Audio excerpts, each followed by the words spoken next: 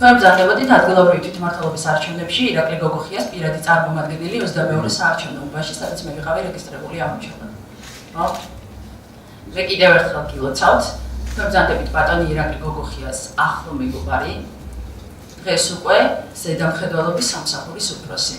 ბატონი ირაკლი გოგოხიასთან ერთად ულოცავ მის სანათესაოს და მის სამეგობროს, მისი მეგობრების და ნათესაობის დაწინაურებას მერიაში. არ შევიდეთ მაშინ, როდესაც ორივე ვიცით, რომ ბათალს გეუბნებით, ხო?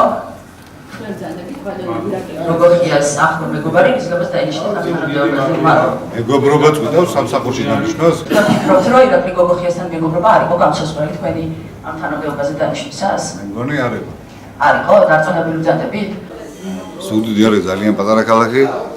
ყველანი ვართ ერთმანეთის მეგობრები, ერთმანეთის ახლობლები, მაგრამ მიუხედავად ამისა, მარტო მეგობრობით არ ის საზღვრება სამსახურში დანიშნები, მე ვარ ქალბატონიანის ნათესავი და ანუ ახლო ნათესავები ხართ? კი ბატონო, მე ვარ ესართია, ანიცას დედა ყავს ესართია, ძალიან ახლო ურთიერთობა გვაქვს ერთმანეთთან და თურმე არა მარტო მეგობრობით, არამედ ნათესავებითაც ინიშნება ხალხი სამსახურში და ქალბატონიანი ნაციონალური მოძრაობის წარმომადგენელი ბრძანდება.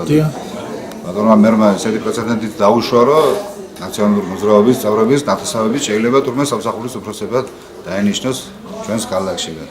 მე მგონი ეს მალე დაეთყობა ჩვენ ქალაქს, რომ ყველაფერი კეთდება ლამაზად, ყველაფერი კეთდება ჩვენი ქალაქის საკეთილდღეოდ.